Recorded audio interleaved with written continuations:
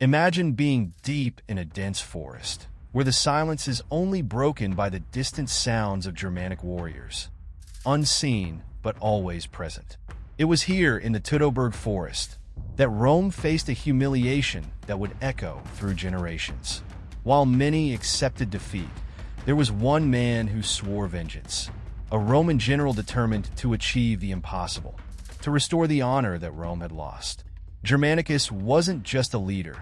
He was the man who almost toppled the Germanic tribes, forever changing the course of history. What stopped him from finishing what he started? Today, you'll discover how his campaigns rewrote the fate of Rome and why his revenge remained unfulfilled. Get ready, because this story is far from what you expect. The Battle of the Teutoburg Forest, which took place in 9 AD, is regarded as one of the greatest military disasters in Roman history. 3 Roman legions, commanded by Publius Quinctilius Varus, were ambushed and massacred by a coalition of Germanic tribes led by Arminius, a former ally of Rome. Arminius's betrayal was a brilliant maneuver that exploited the weaknesses of Roman military strategy in unfamiliar and hostile terrain. After 3 days, Rome's pride was shattered, with thousands of soldiers dead and the empire's prestige deeply shaken. This defeat wasn't just a military loss. It was a profound blow to the heart of the Roman Empire, which had believed itself invincible for decades. The horror of the Teutoburg Forest echoed in the Roman Senate, and Emperor Augustus reportedly lamented deeply, shouting, "Varus, give me back my legions," as the empire grappled with the psychological impact of this defeat. Roman pride, built on decades of territorial expansion, faced a serious challenge, and the threat from the Germanic tribes seemed more imminent than ever. The territory of Germania, beyond the Rhine River, was effectively lost to Rome. The borders were pushed back, and plans to conquer the lands to the north were abandoned. The defeat at Teutoburg signaled the end of Roman ambitions to expand their empire beyond the Rhine, and Germania became a symbol of wild and brutal resistance to Roman civilization. However, the wound of this battle did not heal easily, and the memory of the massacre remained alive in the minds of Roman generals. It was against this backdrop that Germanicus Julius Caesar emerged, the nephew of Augustus and one of Rome's most promising generals. He grew up under the shadow of the Teutoburg defeat and carried the weight of restoring lost honor from a young age. Germanicus saw the recovery of lands beyond the Rhine not just as a military issue, but as a personal and political mission. He knew that Rome's fate was tied to the success or failure of his campaigns against the Germanic tribes, and he was unwilling to accept the humiliation imposed by Arminius. Determined to avenge Varus's legions, Germanicus embarked on a series of audacious campaigns against the Germanic tribes. But the challenge was immense. He wasn't facing an organized army, but a coalition of decentralized tribes that knew the terrain well, used guerrilla tactics, and were willing to fight to the death to defend their freedom.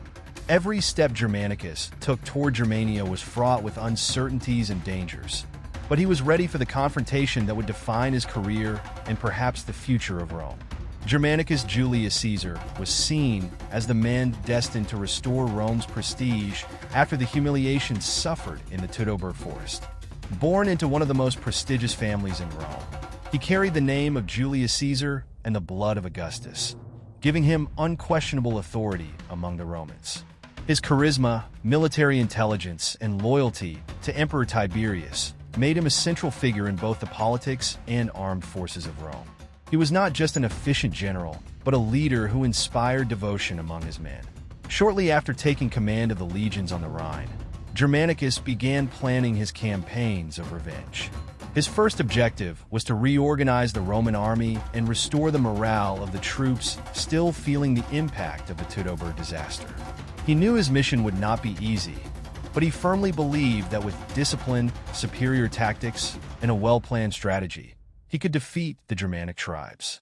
Thus, he began executing swift and devastating attacks, utilizing the legions with surgical precision to destabilize the enemies.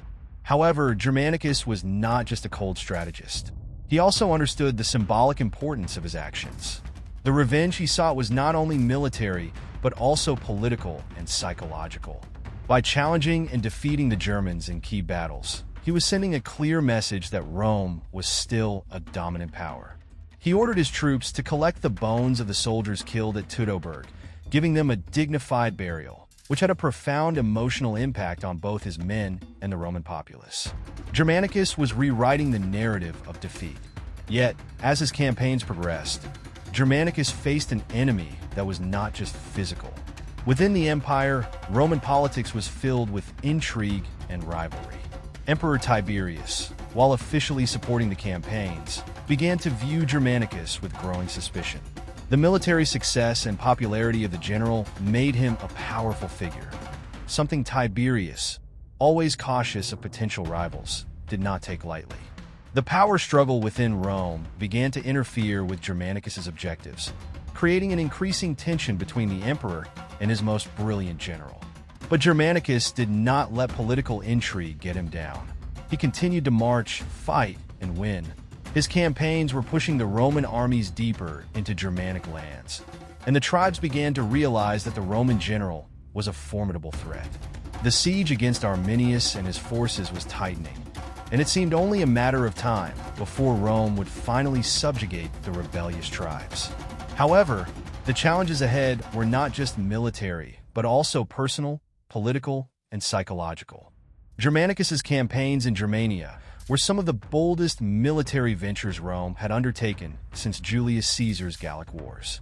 Germanicus knew that to re-establish Roman dominance, he would have to confront the tribes on their own turf, where the terrain and nature were their greatest allies. In AD 14, just a year after Emperor Tiberius took power, Germanicus launched a series of attacks against the Cherusei, the tribe of Arminius, and their allies. Using a combination of brute force and ambush tactics, he inflicted serious damage on the Germanics, establishing a stronger position beyond the Rhine. One of the most notable campaigns was the attack against the Marsi, a Germanic tribe that had allied with Arminius. Under the cover of night, Germanicus led a surprise assault against the enemy, slaughtering thousands of warriors and devastating entire villages. This harsh blow exemplified Germanicus's relentless military style, understanding that brutality was often necessary to break the spirit of resistance among the Germanics. In addition to weakening the morale of the tribes, these campaigns served to demonstrate to Rome that vengeance was being fulfilled. However, the geography of Germania proved to be as challenging an obstacle as the Germanic warriors themselves. The vast, dense forests and treacherous swamps made it difficult for the legions to maintain an efficient supply line. Furthermore, the guerrilla tactics employed by Arminius and his allies continued to inflict considerable casualties on the Roman forces. With each victory for Germanicus, new complications arose, and he quickly realized that completely defeating the Germanics would require a prolonged and grueling effort. Nevertheless, he persisted, relying on his tactical skills and the valor of his troops. In AD 15, Germanicus led one of the most symbolic operations of his career, the recovery of the lost standards of the legions from the Battle of Teutoburg. This action held strategic value, but its psychological impact was even greater. The standards represented the honor of Rome, and their loss at the hands of Arminius was an open wound on the military pride of the empire. By recovering them, Germanicus not only restored the morale of his troops, but also reinforced the narrative that vengeance was within reach. The mission to avenge Teutoburg was beginning to materialize, and Germanicus was drawing ever closer to a decisive confrontation with Arminius. Despite these victories, Germanic resistance did not wane. Arminius, a charismatic leader and skilled strategist, managed to unite various tribes under his leadership, creating a formidable coalition against the Romans.